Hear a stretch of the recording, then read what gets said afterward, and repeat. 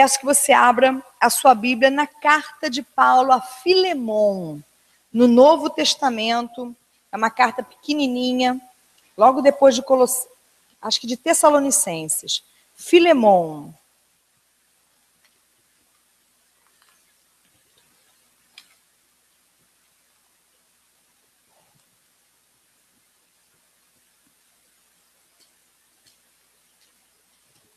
Deus começou a construir essa mensagem no meu coração na quarta-feira. Perdão, esse microfone está um pouquinho alto.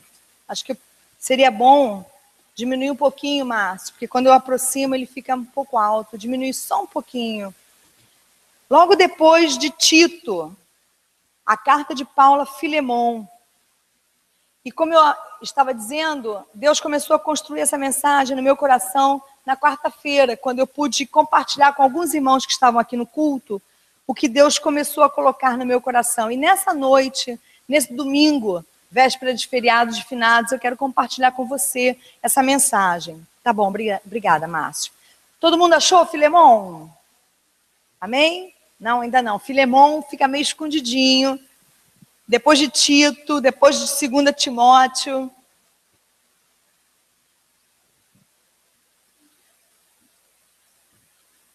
Eu vou ler a carta toda, tá? Graças a Deus só tem um capítulo, né?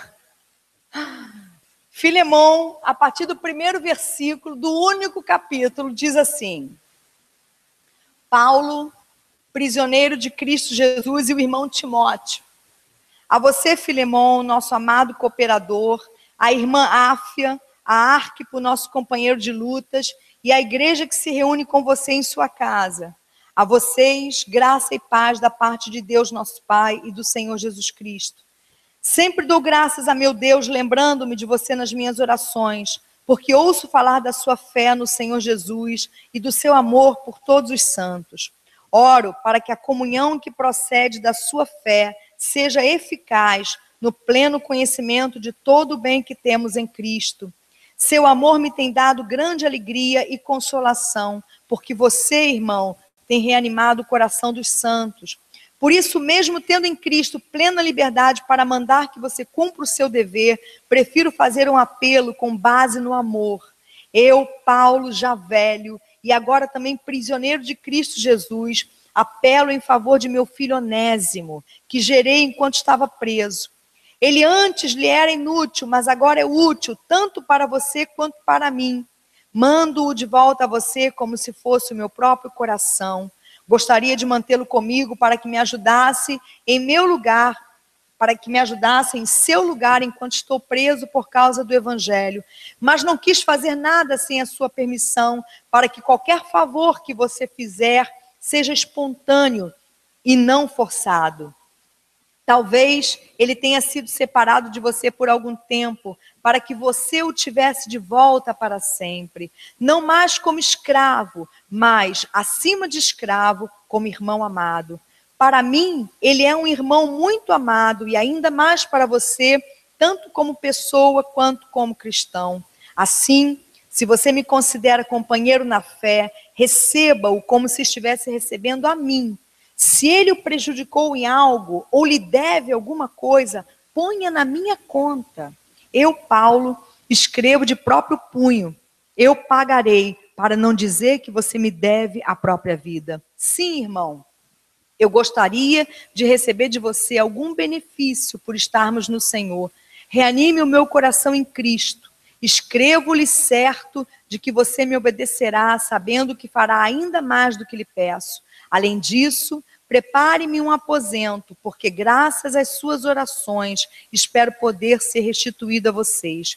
Epáfras, meu companheiro de prisão por causa de Cristo Jesus, envia-lhe saudações, assim como também Marcos, Aristarco, Demas e Lucas, meus cooperadores. A graça do Senhor Jesus Cristo seja com o espírito de todos vocês. Vamos fazer uma oração nesse momento. Pai, louvado seja o teu nome, Senhor. Te agradecemos pela tua palavra e te agradecemos pelo que a tua palavra pode e eu creio vai realizar nos nossos corações nessa noite. Senhor, se houver algo, Senhor, em nós que precisa ser reconciliado, que assim seja nessa noite. Que a tua unção, Senhor, que está sobre a tua igreja, sobre cada um de nós, se manifeste nesse lugar, trazendo, Senhor, reconciliação, trazendo libertação, trazendo a plenitude, trazendo a tua vida para nós, Deus. Que em nome de Jesus caiam por terra todos aqueles adversários que lutam, Senhor, para nos afastar da tua presença. Todo espírito de soberba, todo espírito de competição, todo espírito de rancor, toda mágoa que é reservada e acumulada no coração, que tudo isso ceda, Senhor, lugar diante da tua graça nessa noite, seja vencido pela tua graça nessa noite, é o que eu creio que será, em o nome de Jesus Cristo, amém e amém. Essa é uma carta pequenininha, mas muito especial, porque ela é escrita pelo apóstolo Paulo num momento muito específico da vida dele. Paulo estava preso, e durante o tempo em que ele esteve preso, ele escreveu 4 cartas. Ele escreveu a carta à igreja de Éfeso, a carta Efésios, Filipenses, Colossenses e essa, Filemon. Provavelmente, como eu disse, inclusive no domingo passado, porque preguei sobre a carta que Paulo escreveu à igreja que se reunia em Colossos, provavelmente Paulo nunca tenha realmente conhecido a igreja de Colossos. Mas Paulo reconhecia, como ele afirma, como ele reafirma aqui na carta a Filemon, ele reconhece o amor e a fé dos colossenses. Como aqueles homens e mulheres eram fiéis no Senhor e como eles procuravam transmitir aquilo que eles haviam recebido de Deus. Paulo, então, da prisão, ele escreve à igreja de Colossos, a fim de instruir aquela igreja sobre os ataques que aquela igreja estava sofrendo. Talvez você esteja estranhando eu ter lido a carta a Filemon, estar me referindo à carta de Colossos, a Colossenses. Mas você já vai entender já já por que eu li o texto de Filemon, mas estou iniciando a mensagem falando sobre Colossenses. Paulo escreveu a carta à igreja que se reunia em Colossos, aos colossenses, para avisar aos irmãos sobre os ataques que eles estavam recebendo. Os irmãos em Colossos estavam sofrendo um ataque, tanto do ponto de vista filosófico, quanto do ponto de vista religioso. Porque mesmo depois da igreja estar estruturada na graça e no amor de Jesus Cristo, alguns religiosos começaram a se infiltrar na igreja de Colossos, trazendo uma série de coisas que já haviam sido abolidas pela graça de Deus. Por exemplo, eles começaram a trazer para a igreja de Colossos costumes religiosos da religião judaica. Eles diziam para os irmãos assim, olha, não é suficiente o sangue de Cristo, não é suficiente o que Jesus fez por você na cruz, você também tem que guardar o sábado, você também tem que se circuncidar, você também tem que guardar alguns preceitos da lei religiosa judaica. E os irmãos que eram gentios, que não tinham uma tradição de conhecimento da religião judaica, começaram a ficar confusos. Será que eu tenho que fazer isso? Quantas vezes a gente fica confuso, principalmente quando a gente é novo convertido? Porque a gente aceita o que as pessoas falam para a gente, aqueles que são mais antigos na fé. Eu me lembro que quando eu me converti lá no Arsenal de Marinha, eu comecei a fazer coisas que as pessoas diziam que eu tinha que fazer para agradar a Deus. Por exemplo, disseram para mim que eu não podia mais usar calças compridas, que eu tinha que usar saia. E eu não tinha uma saia no meu armário, porque eu tinha 18 anos, 19 anos, e eu só usava calça jeans. E disseram para mim, olha, você tem que usar a saia, porque é assim que a mulher cristã se veste. Aí eu cheguei em casa e disse para minha mãe, olha mãe, eu não posso mais usar as minhas calças jeans. E a minha mãe não tinha se convertido até aquela altura e ficou muito confusa. E eu me lembro que eu não tinha muito recurso também naquele momento, E aí, o que eu fiz? Eu comecei a ganhar umas saias de senhoras que tinham 40 anos a mais do que eu, e eu comecei a usar aquelas saias. Eu tinha uma saia rabo de peixe. Olha só, 19 anos. Vocês sabem o que é uma saia rabo de peixe? É uma saia que você usa, ela vem mais ou menos mais justinha até aqui, depois ela faz aí sei lá o que é aquilo, um plissado, um babado.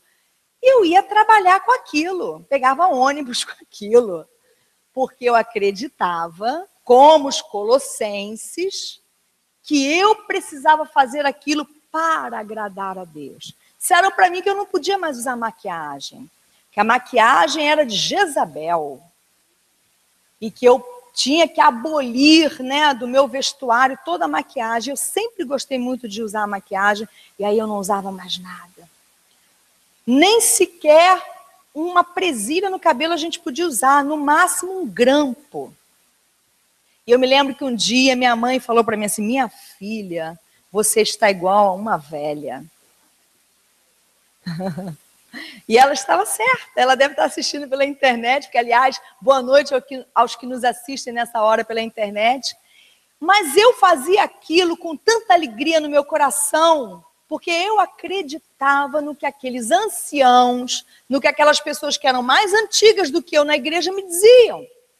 Eles disseram que eu não podia mais usar calça, eu não usava mais calças. Disseram que eu não podia mais ir à praia, eu não fui mais à praia. Disseram que eu não podia mais usar maquiagem, eu não usava mais maquiagem. Disseram que eu não podia mais usar uma presilha no meu cabelo, e eu não usava mais as presilhas, porque eu estava apaixonada por Jesus. E o que me dissessem que eu deveria fazer para agradar aquele por quem eu havia me apaixonado, eu teria feito. Assim aconteceu com a igreja de Colossos. Paulo, através de Epáfras, porque quem fundou a igreja de Colossos foi Epáfras, que foi discípulo de Paulo. Aqueles homens pregaram o evangelho genuíno da graça e do amor de Deus, mas atrás daqueles homens vieram os religiosos, dizendo: olha, não é suficiente, vocês também têm que guardar o sábado, vocês também têm que preservar alguns costumes da lei judaica. E para piorar a situação, eles também foram abordados por líderes espirituais gnósticos. O que é isso? Gnosticismo é uma filosofia que acredita que, por exemplo, os anjos colaboraram com a criação do mundo. Então, eles acreditam que os anjos também devem ser adorados. E aí esses homens entraram na igreja de Colossos e começaram a dizer: vocês também têm que adorar anjos, vocês também têm que prestar culto aos anjos. E os colossenses começaram a ficar confusos. E começaram a deixar que toda essa mistura colocasse em xeque a fé deles. E é por isso que, então, Paulo escreve à igreja de Colossos, porque com esses ensinos, tais líderes tentavam minimizar o poder da obra redentora de Jesus Cristo, ensinando aos colossenses que o sacrifício de Cristo não era suficiente, que eles precisavam observar algumas práticas da religião judaica e precisavam também observar alguns princípios fundamentais de algumas filosofias. E assim, Paulo escreve para aqueles homens para reafirmar para eles que Jesus Cristo é a única coisa que eles precisavam. E eu quero dizer isso para mim e para você aqui nessa noite. Se houver algum novo convertido aqui, essa palavra é para você. Jesus Cristo ressurreto é tudo que você precisa. É o sangue de Cristo que limpa a sua vida. É claro que você deve estar numa igreja, é claro que você deve ser ensinado pelos seus líderes, mas coloque tudo que você receber diante de Deus. Não vai aceitando tudo de imediato, apresente para Deus. Deus, é isso mesmo. Busque na palavra do Senhor aquilo que é a vontade de Deus para a sua vida. Paulo está dizendo para a igreja em Colossos: vocês não precisam de nada além do sangue de Jesus, porque Ele é tudo e está em todos. Ele é aquele por quem todas as coisas foram feitas. As coisas todas foram feitas por Ele e por meio dEle. E quando Paulo enviou essa carta à igreja em Colossos, ele também enviou essa carta que eu li para vocês hoje aqui, a carta a Filemon. Foram as duas cartas, elas seguiram juntas para o mesmo destino, tanto a carta para a igreja de Colossos, quanto a carta a Filemon. As duas cartas tinham o mesmo destino, embora elas tratassem de situações diferentes. Filemon, a quem Paulo dirigiu essa segunda carta que eu li para vocês agora, ele era um cristão rico que possuía uma grande propriedade na cidade de Colossos, além de muitos escravos. Na verdade, irmãos, Filemon era o dono da casa onde a igreja de Colossos se reunia.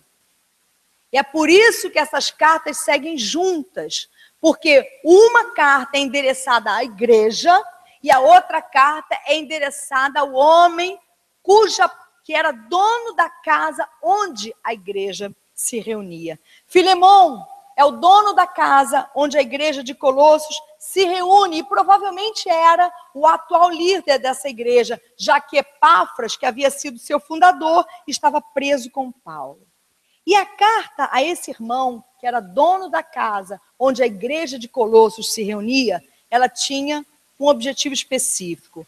O objetivo da carta a Filemon era promover a reconciliação entre Filemon e um escravo dele. Olha que coisa interessante.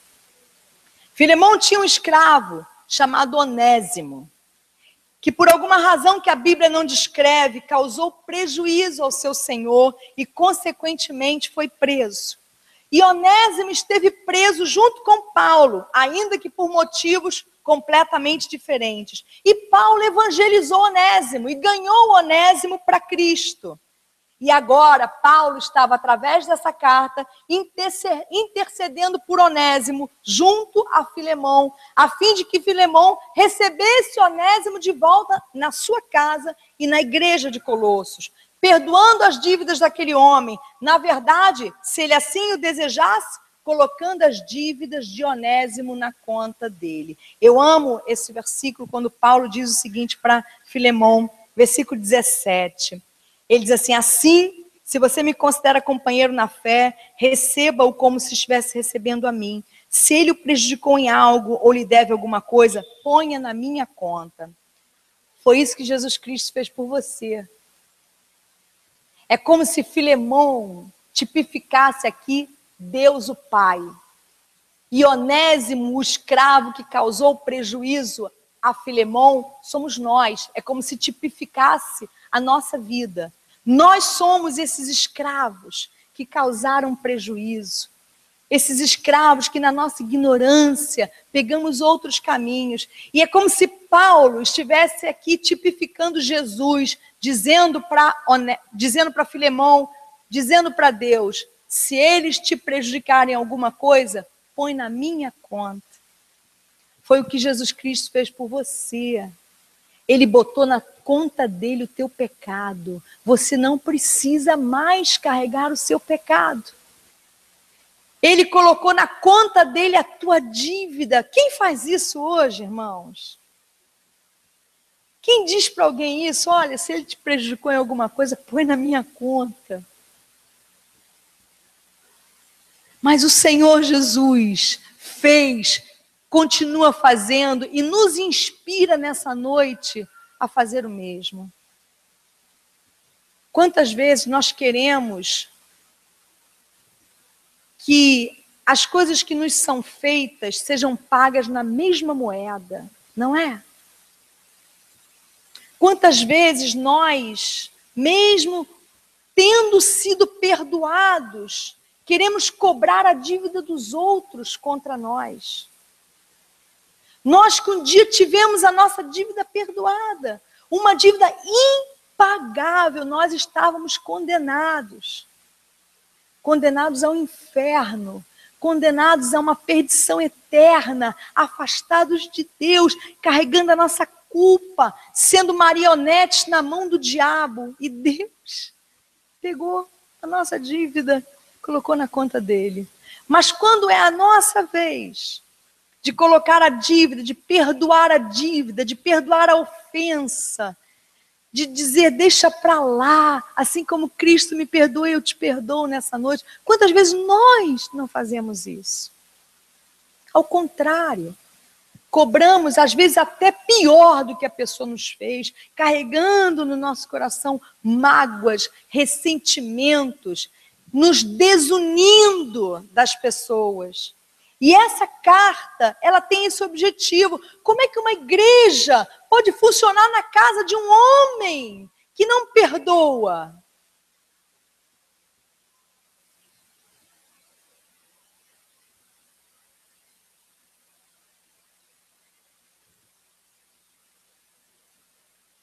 Como?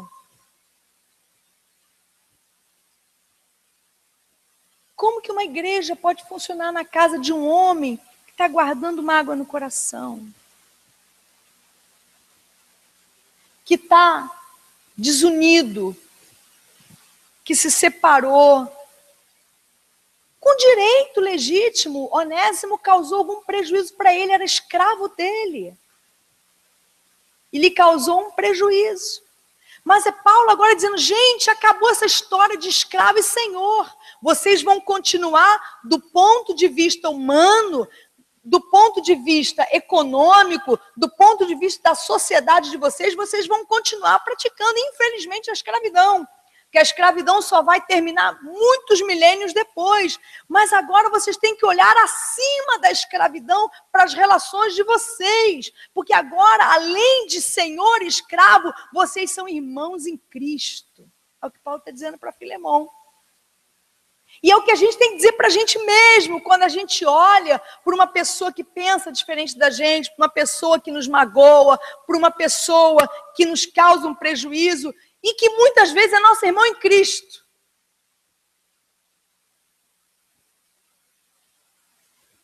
Ou ainda que não seja nosso irmão em Cristo, é um potencial irmão em Cristo, porque ele pode ainda se converter e se tornar o nosso irmão, a nossa irmã, e dizer, como é que vai ser isso? Como é que a gente vai viver um relacionamento diante do Senhor se não houver entre nós reconciliação? E é a partir desta carta que fala de reconciliação que Deus ministrou algumas coisas que de uma forma muito breve eu compartilho com você nessa hora. Abra comigo 2 Coríntios, é outra carta de Paulo. Hoje a gente está, eu sei que Elias gosta muito das cartas de Paulo. 2 Coríntios, capítulo 5, versículo 8. E aí eu vou pedir para o Elias ler para a gente. Pode ser? É. Não, perdão, acho que eu anotei errado. É 1 Coríntios 5:8, né? Falei primeira? Falei segunda, né? Acho que é primeira. Eu anotei segunda, mas eu creio que é. Vamos ver, deixa eu chegar lá para ver se eu não anotei errado. Ah, não. E eu anotei o texto errado, que fala, porque Deus estava em Cristo reconciliando consigo mesmo o mundo. É 2 Coríntios? Por favor, procurem para mim onde está esse texto. Eu anotei errado, eu anotei 2 Coríntios 5:8, mas anotei errado. Porque Deus estava em Cristo reconciliando consigo o mundo. 2 Coríntios 5. Mas o versículo aqui está errado. 18, obrigado. 2 Coríntios 5:18. Lê, por favor, Elias. Pode ler o 17 também.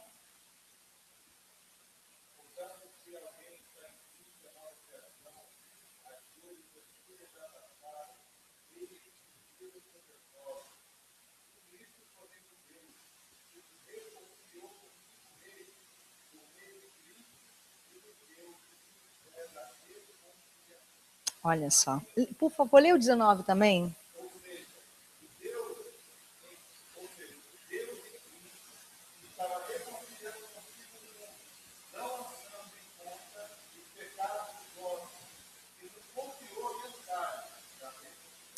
Aleluia. Ele confiou a quem a mensagem da reconciliação? aos anjos que os gnósticos queriam que os colossenses adorassem? Não, ele confiou a nós. Mas o que é reconciliação? O que está sendo dito aqui em 2 Coríntios 5:18 é que o reino de Deus, ele é um lugar de reconciliação. Agora, o que é reconciliação? Reconciliação é restauração de relacionamentos. Reconciliação é unir aquilo, é unir de novo aquilo que estava separado. Reconciliação é restauração de relacionamentos, é unir de novo aquilo que estava separado. Nossos relacionamentos com Deus estavam assim, desfeitos. Nós estávamos separados de Deus. Quando Ele te reconciliou, foi isso que Ele fez. Ele uniu você a Deus de novo. O teu relacionamento com Deus estava desfeito. Nós estávamos divorciados de Deus por conta dos nossos pecados e transgressões, mas por causa do sangue de Jesus Cristo, Ele rasgou a carta de divórcio que Ele tinha contra nós, o escrito da dívida que pesava contra nós, e nos reconciliou consigo mesmo, nos reconciliou com Ele. Olha que tremenda essa frase, Deus estava em Cristo, reconciliando consigo mesmo o mundo. Deus encontrou um jeito, no sacrifício de seu único filho, no sacrifício daquele com quem Ele tinha um relacionamento perfeito, de nos reconciliar com Ele. Olha o que Deus faz. Ele pega e sacrifica aquele com quem Ele tinha um relacionamento perfeito, que era o filho dele, para restaurar o relacionamento que Ele tinha com a gente, relacionamentos que estavam desfeitos. Quem faz isso? Quem coloca em risco, vamos dizer assim, alguma coisa perfeita para alcançar aquilo que já não é nem mais perfeito, aquilo que já está desfeito, aquilo que já foi? Só a graça de Deus. Quem aposta naquilo que aparentemente não tem mais nenhum valor? Irmãos, a falta de reconciliação com Deus, ela gera no ser humano um conflito interior que vai contaminar tudo o que esse homem fizer, tudo o que essa pessoa fizer. As pessoas podem ter sucesso, podem ter dinheiro, podem ter fama, podem ter conquistas, mas enquanto elas não resolverem esse conflito básico da existência delas, elas não terão paz. E um homem e uma mulher sem paz pode ter tudo, que não terá a verdadeira realização. Por isso, um homem que ainda não foi reconciliado com Deus, uma pessoa que ainda não foi reconciliada com Deus, ela pode ter tudo, mas ela nunca terá a verdadeira realização que vem da certeza de que suas vidas estão guardadas em Deus. Você tem essa certeza? Às vezes a gente não tem certeza de muitas coisas nessa vida, mas a gente precisa ter uma certeza, a certeza de que nós fomos reconciliados com Deus. De que se a gente falar aqui de baixo, Ele escuta lá de cima.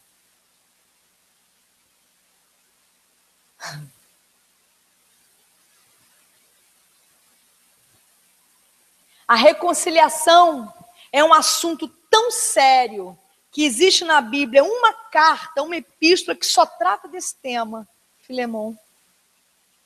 Eu vejo às vezes os líderes religiosos se preocupando com tantos temas, mas a gente encontra na Bíblia uma carta inserida na Bíblia que só fala disso, Filemon. É o único tema que está sendo tratado na carta é esse, a reconciliação entre Filemon, o dono da casa, e o escravo dele, que agora são irmãos em Cristo. O cristão não pode viver o evangelho de Jesus colecionando inimigos, colecionando desafetos. Ele nos reconciliou e nos deu o ministério da reconciliação. Isso serve para todos nós aqui. Uma igreja não pode existir colecionando desafetos, colecionando inimigos. É assim que muitas igrejas existem hoje. As pessoas brigam entre si e saem da igreja. Vão para outras igrejas. Preferem mudar de igreja do que se reconciliarem. Aí como é que vai ser isso então? Aí um dia a gente vai estar andando numa calçada, a pessoa está vindo na outra, ou na mesma calçada que a gente vai mudar de calçada? E como vai ser no céu? Nós vamos dizer para Deus, olha Senhor, não me põe nessa rua aqui não, porque nessa rua mora aquele fulano. Eu nunca me dei muito bem com ele lá na terra, eu acho que eu vou continuar não me dando bem com ele aqui. Isso é para todos nós. O Evangelho, o reino de Deus, é um lugar de reconciliação. Eu sei que esse tema é difícil, mas ele é fundamental. O poder reconciliatório de Deus, ele opera nas nossas relações interpessoais, mas ele também opera no nosso coração, porque o homem também precisa, algumas vezes, se reconciliar com o seu passado, se reconciliar com a sua história. Às vezes as pessoas passam a vida toda delas fugindo do passado delas, como se elas pudessem cortar aquele pedaço da vida delas e dizer assim, isso nunca existiu, vou fingir que não aconteceu. Achando que assim elas estarão fazendo um bem para elas mesmas, porque realmente, às vezes, nós temos partes no nosso passado que a gente gostaria que nunca tivesse existido, não é verdade? Você não tem coisas no seu passado que você diz assim, Senhor, poderia cortar isso da minha vida, não ter essa parte. Melhor que eu não me lembrasse nem mais que isso um dia me aconteceu. Mas eu quero dizer uma coisa para mim e para você. Nós só conseguimos ser verdadeiramente livres quando a gente olha para o nosso passado de forma reconciliatória. Quando a gente olha e diz, é feio. Isso aí é feio, é ruim, mas é a minha história. Eu só sou quem eu sou e eu só cheguei aqui porque eu tive que passar também por isso aí.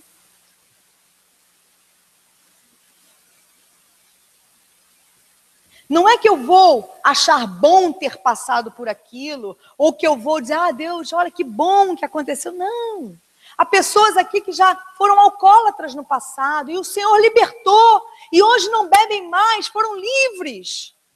Mas, embora o passado de alcoolismo tenha sido uma coisa ruim, que você não deveria ter vivido, não era o plano de Deus para você, anos perdidos no alcoolismo, mas talvez por causa também dessa situação que você possa hoje ajudar outros. Sabe que nos Alcoólicos Anônimos, eles praticam isso? Eu tenho atendido pessoas que fazem uso dos Alcoólicos Anônimos e eu digo às vezes, eu escutando o relato delas, eu digo, Deus, isso é uma igreja. É uma igreja. Eles falam em Deus, eles têm passos, as pessoas têm que admitir as fraquezas delas. Elas fazem inventários de todo o mal que elas provocaram aos outros enquanto elas foram alcoólatras. Elas vão atrás dessas pessoas e pedem perdão quando podem. Eu disse, isso é uma igreja, melhor até do que muitas igrejas.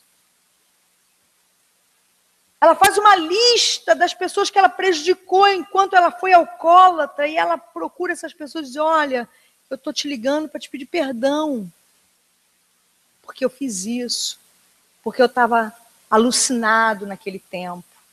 Às vezes as pessoas não perdoam, às vezes nem atendem o telefone, mas a parte delas é fazer isso. Elas reconhecem as suas fraquezas, elas admitem seus pontos fracos, mas elas também reconhecem seus pontos fortes. E elas têm um lema, um dia de cada vez, só por hoje. E sabe o que motiva as pessoas que estão lá dentro do Alcoólicos Anônimos? Tem pessoas lá que não bebem há 20, 30 anos, eles dizem o seguinte, que o que os motiva é passar isso para os outros. E aí, às vezes, chega uma pessoa hoje lá no Alcoólicos Anônimos, lutando para sair desse inferno. E tem alguém lá para apoiar. É isso que eu quero dizer no sentido de olhar para o nosso passado com uma atitude, com uma visão reconciliatória.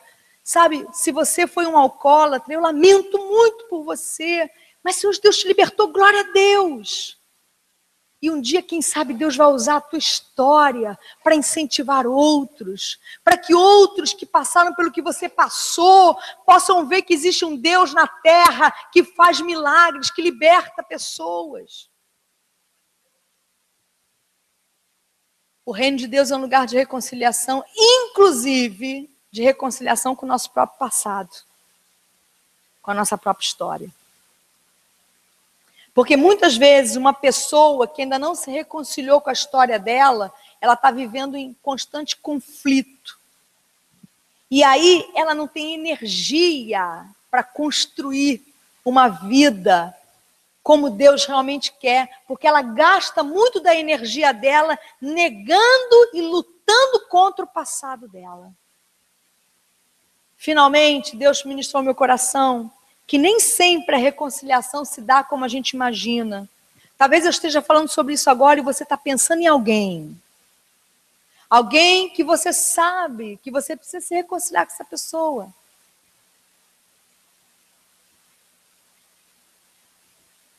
E você não sabe nem como começar isso. A Bíblia nos ensina, o Senhor nos ensina. O que diz a Bíblia? Ele nos reconciliou. Deus em Cristo nos reconciliou consigo mesmo. Quando que ele fez isso? Quando nós já éramos cristãos?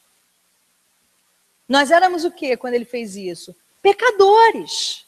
Ele nos reconciliou, ou seja, Deus caminhou em direção ao homem e ofereceu ao homem a possibilidade de resgate através do sangue do filho dele. Agora o homem tem que fazer a outra metade do caminho. A mesma coisa nós. Nem sempre a reconciliação se dá como a gente imagina. Porque Deus reconciliou o homem com ele enquanto o homem ainda era seu inimigo.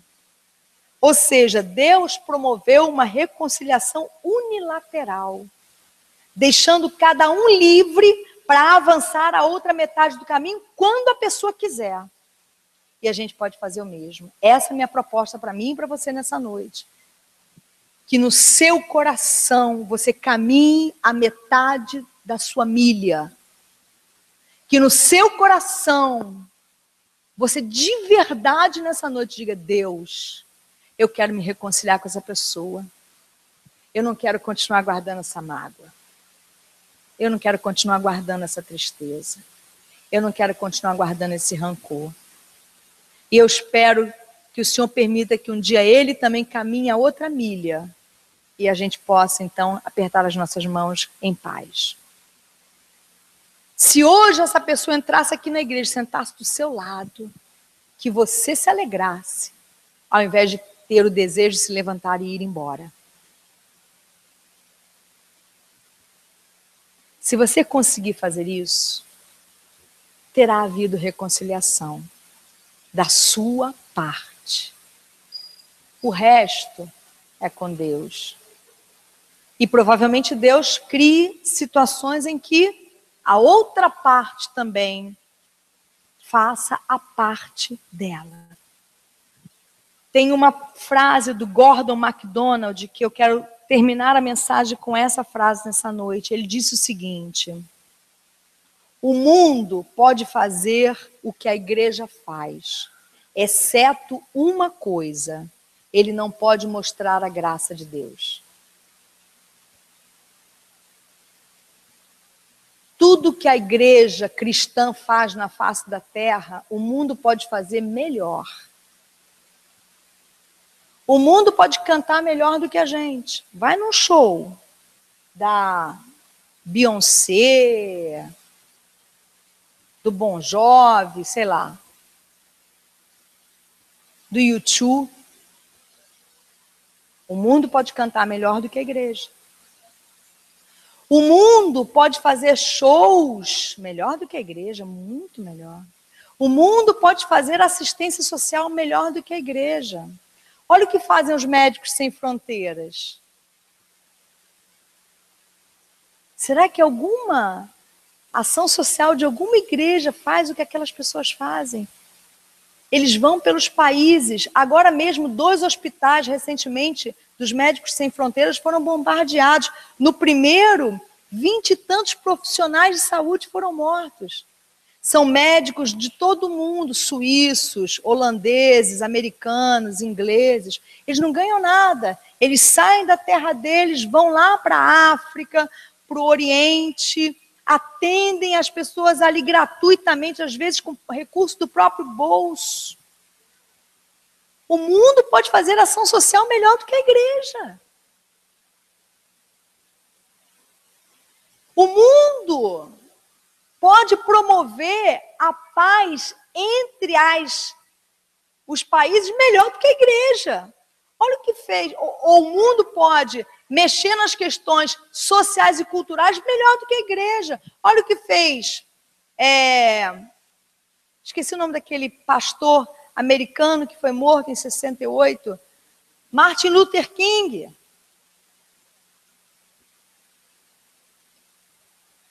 Agora, tem uma coisa que o mundo não pode fazer. Só a igreja faz. Mostrar a graça de Deus. Os Médicos Sem Fronteiras, eles atravessam os países para cuidar das pessoas necessitadas, mas eles foram bombardeados agora, perderam 20 e tantos profissionais de saúde, e eles estão se mobilizando mundialmente para pedir uma reparação, porque a suspeita é que tenham sido os próprios americanos que tenham efetuado esse ataque. E são os americanos que estão investigando. Então, eles acham que se quem efetuou o ataque estiver investigando, a investigação nunca vai avançar. Óbvio, né? Então, eles querem que outras entidades investiguem isso. Porque eles querem uma retratação. Porque eles podem amar, eles podem cuidar, mas eles não podem exercer a graça. Graça de Deus é o que Deus faz. É atacado e perdoa. É ferido e pelo seu sangue perdoa aquele que o feriu. Isso, só a igreja. Mas aí eu trago essa pergunta para mim e para você. Eu tenho conseguido fazer na minha vida o que só a igreja faz? Perdoar meus inimigos? Abençoar os que me amaldiçoam?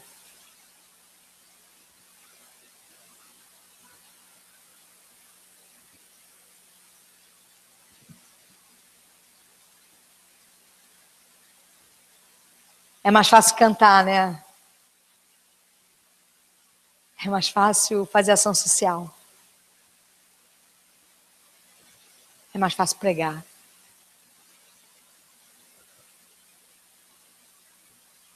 Mas perdoar meus inimigos? Abençoar quem me amaldiçoa? Torcer pelo bem daqueles que torcem pelo meu mal? Mas é isso que mais Deus quer encontrar. Quando Deus olha para nós,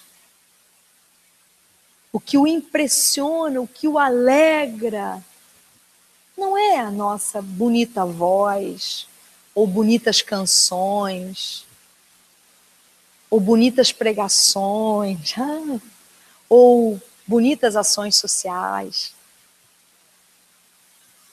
Tudo isso é bom, mas não é isso que impressiona Deus. O que impressiona Deus é quando você é ofendido e perdoa. é quando você paga o mal com o bem. Se eu e você pelo menos não pagarmos o mal com o mal, já vai ser um bom começo. Já vai ser um bom começo. Se der para começar por aí, comece. Não pague o mal com o mal. E um dia a gente vai conseguir pagar o mal com o bem.